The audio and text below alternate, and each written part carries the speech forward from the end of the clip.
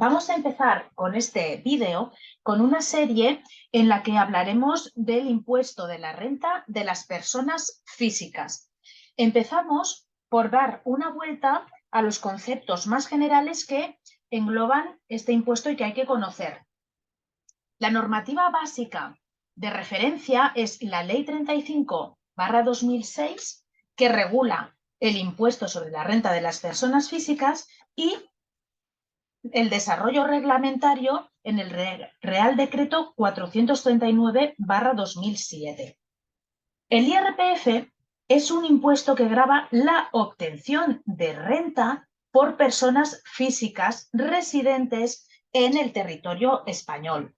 Es importante conocer que se trata de la renta a nivel mundial. Es decir, si yo soy un residente en el territorio español y tengo un inmueble en París alquilado, esa renta también va a tener que incluirse en mi declaración de la renta, al igual que el resto de rentas que yo obtenga en España, que es mi país de residencia.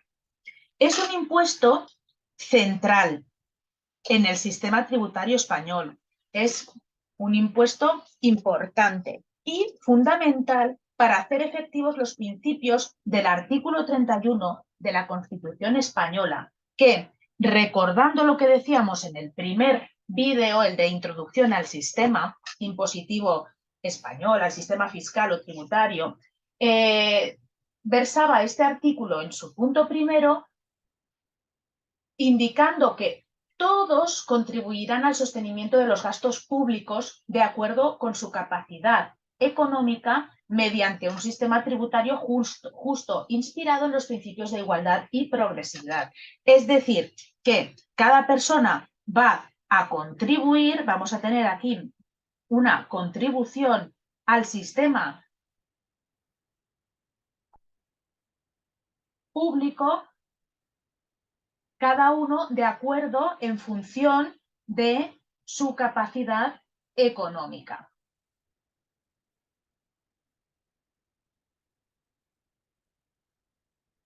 Las características de este impuesto. Se trata de un impuesto directo, es decir, que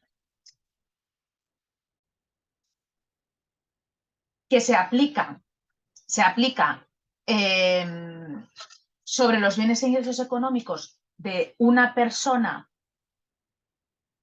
identificada. No va a ser sobre un bien, como por ejemplo veremos que va a ser el IVA. Por eso que es personal, tiene carácter individual. Sí que como opción se puede elegir entre tributación individual o tributación conjunta de toda la unidad familiar, obligando pues de esta manera a que todos los miembros de la unidad familiar presenten la declaración juntos en una única autoliquidación. La unidad familiar es, en la tributación conjunta, puede ser matrimonial, los cónyuges y los hijos, monoparental, por ejemplo, una persona con sus hijos, y en el caso de parejas no casadas, una persona declara conjuntamente con los hijos y la otra de manera individual. Es decir, que no contempla las parejas de hecho. Tiene que haber un matrimonio. Es un impuesto subjetivo porque, pues como hemos visto, en el artículo, haciendo mención al artículo 31 de la Constitución, se trataba de que cada uno pudiera colaborar al sostenimiento de los gastos públicos en función de su capacidad económica. Periódico, va a repetirse año a año, el devengo es el 31 de diciembre, el periodo impositivo va a incluir desde el 1 de enero hasta el 31 de diciembre, es decir, todas las rentas generadas durante este tiempo van a ser objeto de inclusión en la declaración de la renta, con la única excepción que va a ser cuando se produzca el fallecimiento. En este caso, el periodo va a ser desde el 1 de enero hasta la fecha del fallecimiento y va a incluir todas las rentas que se hayan generado durante estos meses. Eso sí, el periodo de presentación, el plazo de presentación es el mismo que el resto de personas, es decir, es el mismo en este caso que en este caso. Progresivo, cedido a las comunidades autónomas. Aquí las comunidades autónomas van a poder regular parte de este impuesto. Por eso, a veces vemos que personas que residen en una comunidad autónoma tienen una tributación diferente o tienen derecho a deducciones diferentes, tipos de gravamen diferentes a los que residen a otra comunidad autónoma. Es decir, que tenemos una parte estatal y otra parte de la comunidad autónoma, con una escala de gravamen diferente y con la aplicación de diferentes casuísticas. Deducciones que solo se pueden aplicar en una determinada comunidad autónoma y en el resto no, por ejemplo. El hecho imponible. El hecho imponible es la obtención de renta por el contribuyente durante el periodo impositivo. Lo que hemos dicho, desde el 1 de enero hasta el 31 de diciembre, todas las rentas obtenidas en este periodo, con la única excepción de si alguien ha fallecido, que va a tener un periodo impositivo desde el 1 de enero hasta la fecha de fallecimiento.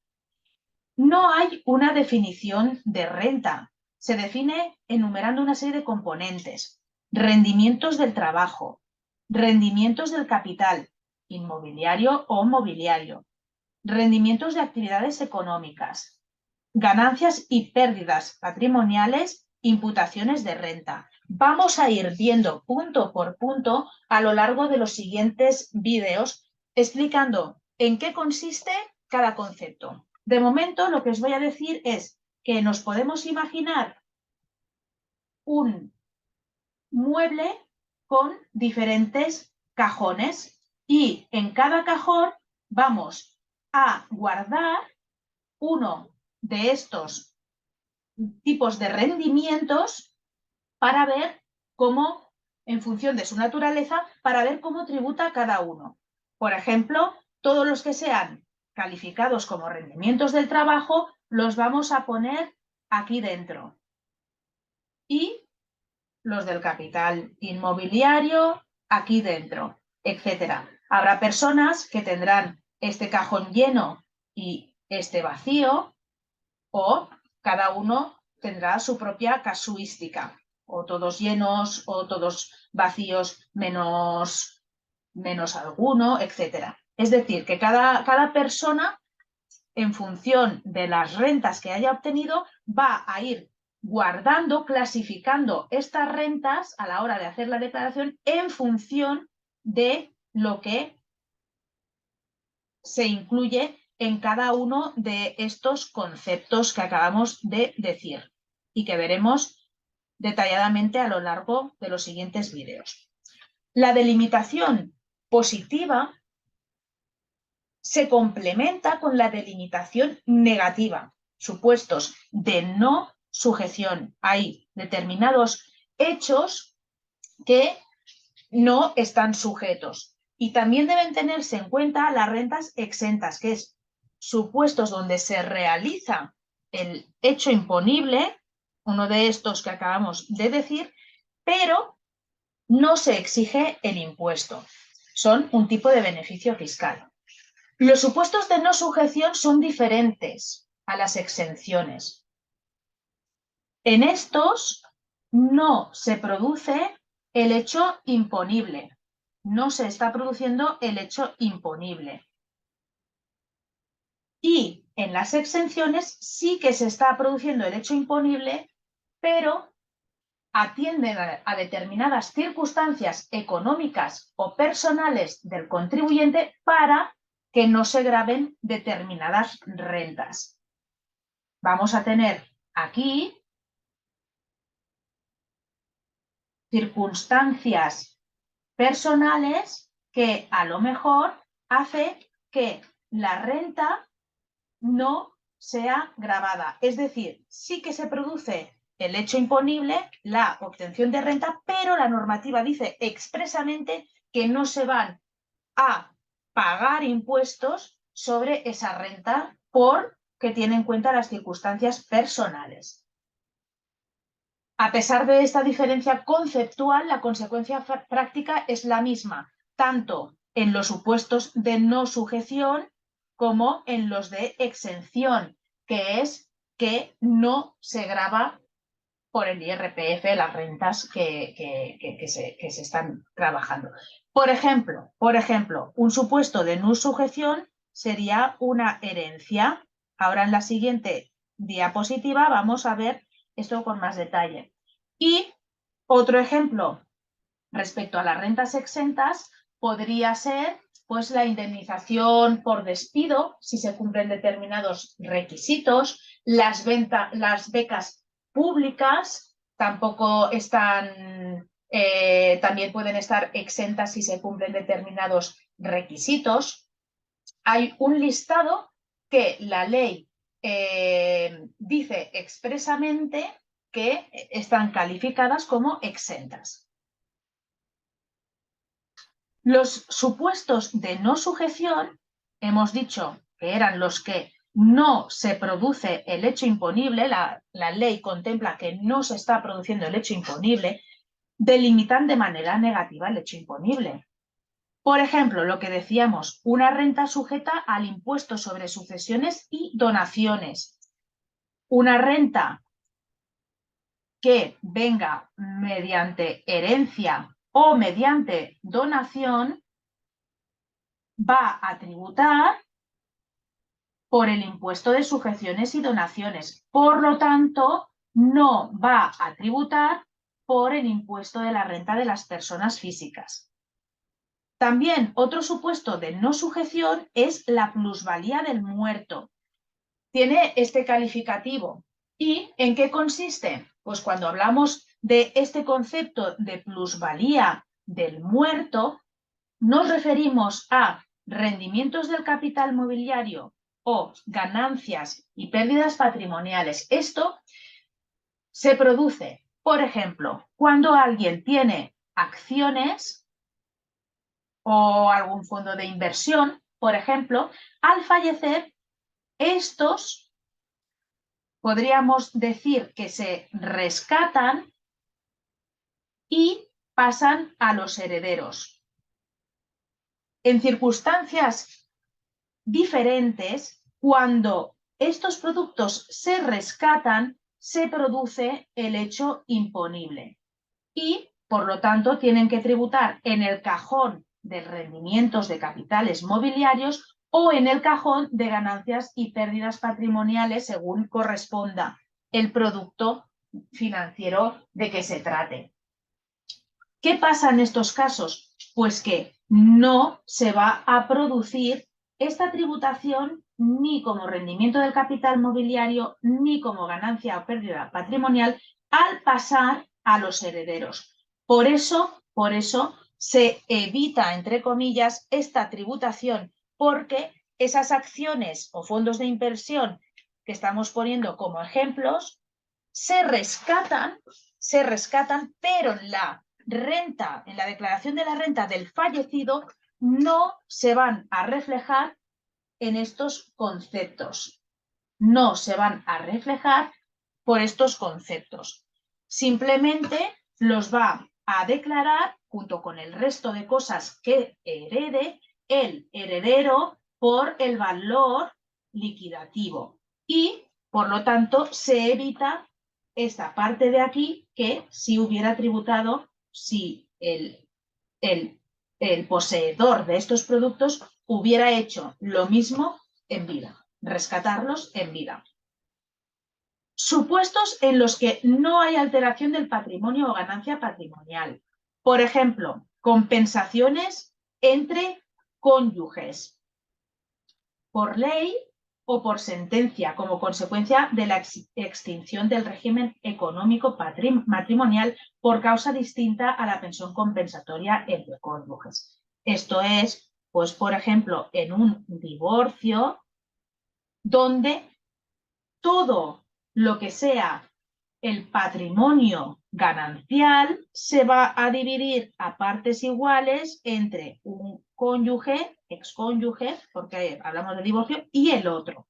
En estos casos se entiende que no hay alteración del patrimonio o ganancia, o sea, no hay alteración del patrimonio o ganancia o pérdida patrimonial, es decir, que como los dos en conjunto poseían ese 100% del patrimonio y al separarse lo han dividido en la mitad exacta cada uno, pues no se ha alterado su patrimonio, ya que antes, al estar casados, ya entre los dos tenían el 100% y se considera que, por lo tanto, ya tenían cada uno el 50%.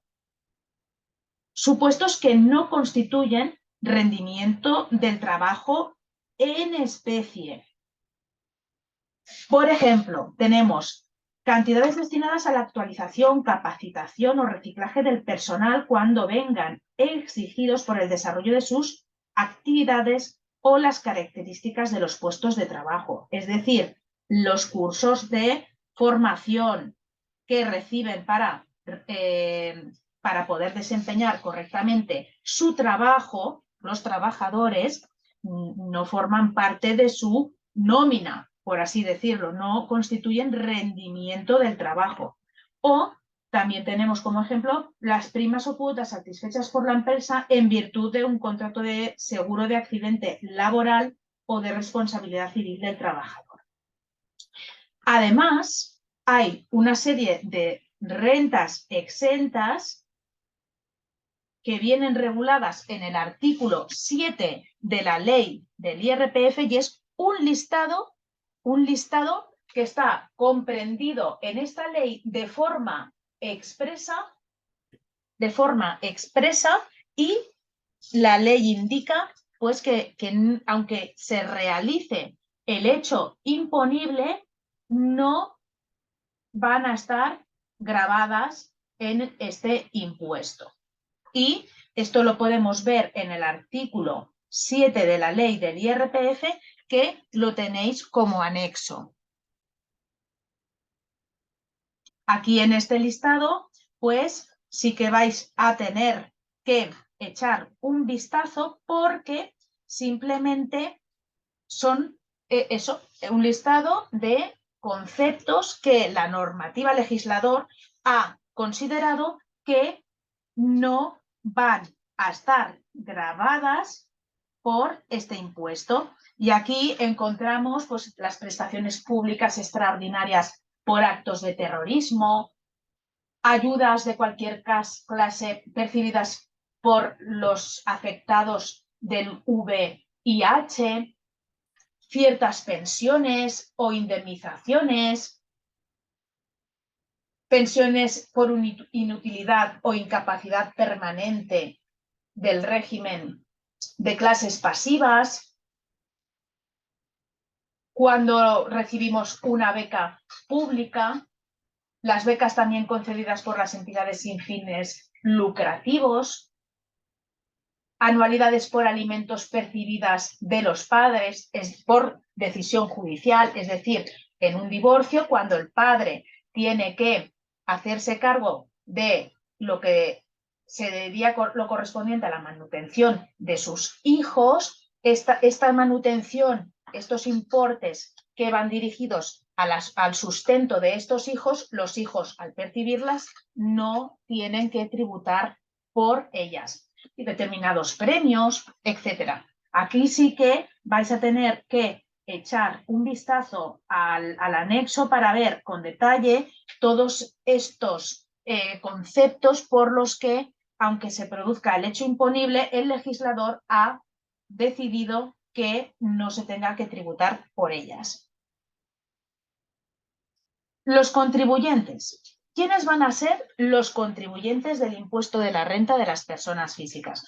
Pues son personas físicas que tengan su residencia habitual en territorio español. Personas físicas residentes en el extranjero, pero que desempeñan funciones que representan al Estado español en el exterior. Por ejemplo, en una embajada, podríamos decir, como ejemplo de persona que está residiendo en el extranjero, pero está representando, en cierta manera, a España. Españoles que se trasladen a paraísos fiscales durante el periodo impositivo del cambio de residencia y los 4 años siguientes.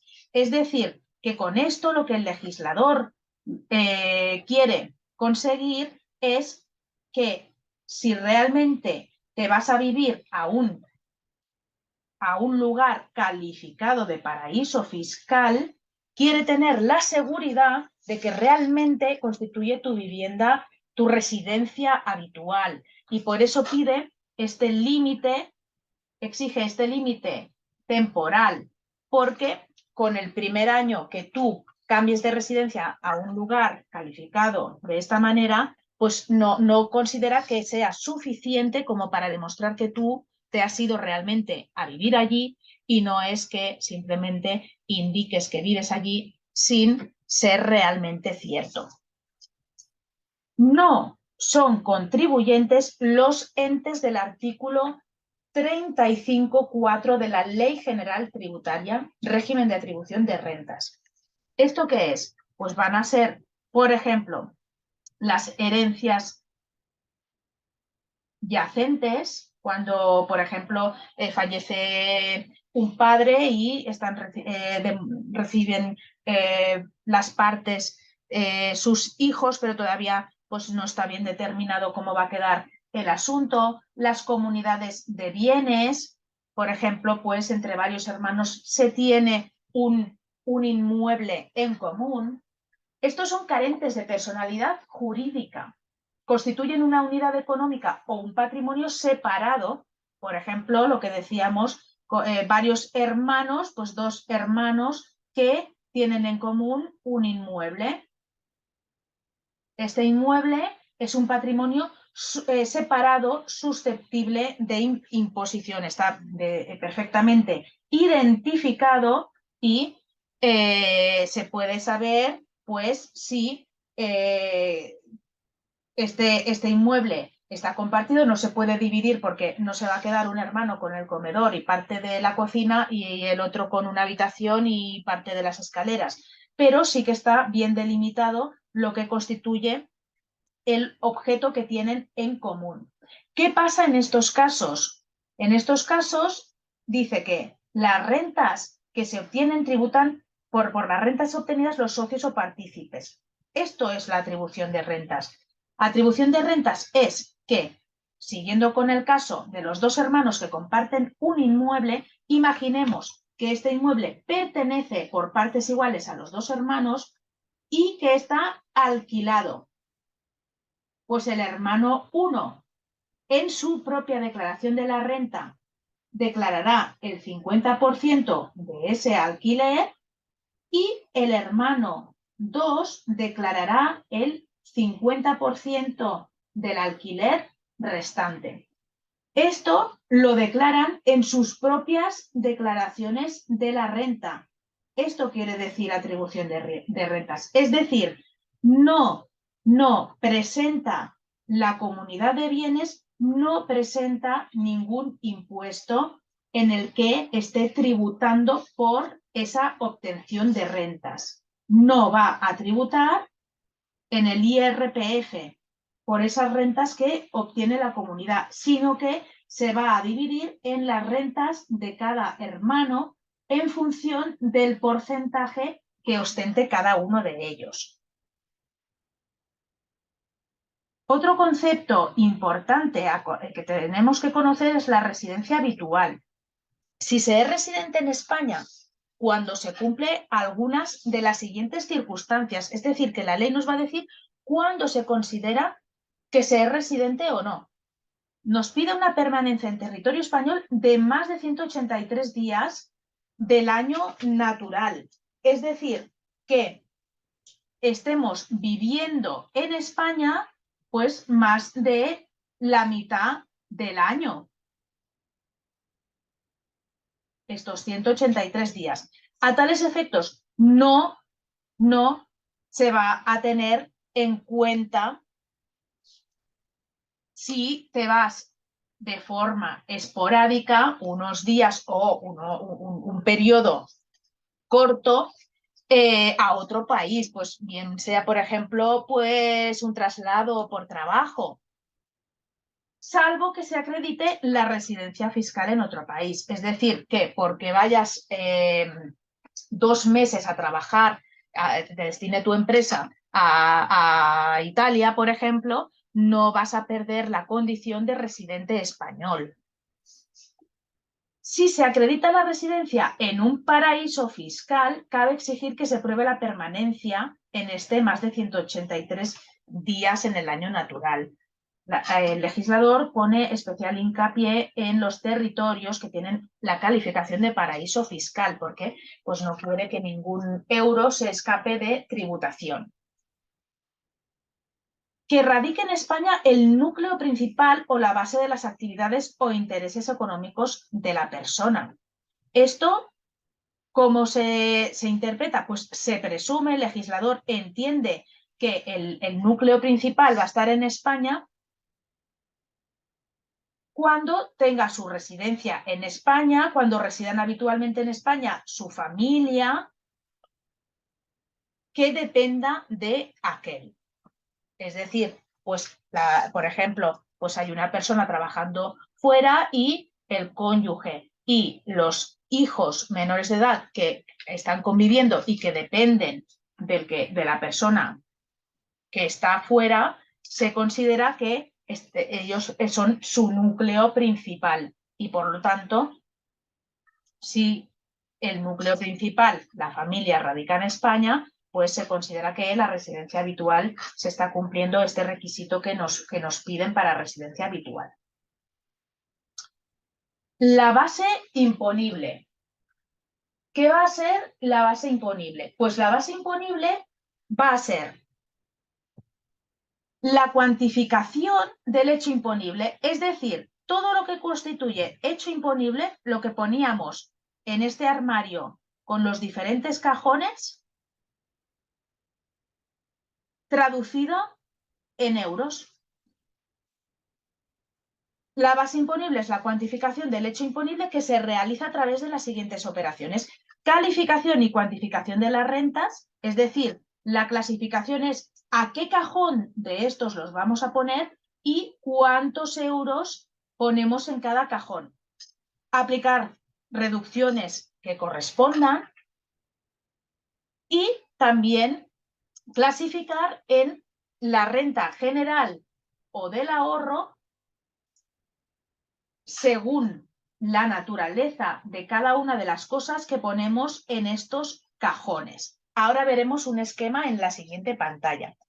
Sobre la base imponible se aplican las reducciones para calcular la llamada base liquidable y sobre esa magnitud se aplica la tarifa autonómica y estatal. Hemos visto que estaba parcialmente cedido a las comunidades autónomas y el mínimo personal y familiar, que sería, a grosso modo, lo que necesitamos, lo que Hacienda considera que cada persona necesita para subsistir. Y podríamos decir, grosso modo, que no es exacto, que es lo que está libre de tributación, ¿vale?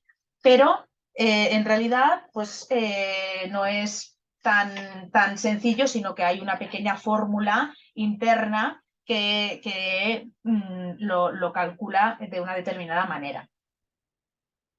Es decir, lo que acabamos de decir en la diapositiva anterior es que tendremos una base imponible que es todos los hechos imponibles, la generación de las rentas durante el periodo impositivo del 1 de enero al 31 del 12 o a la fecha de fallecimiento,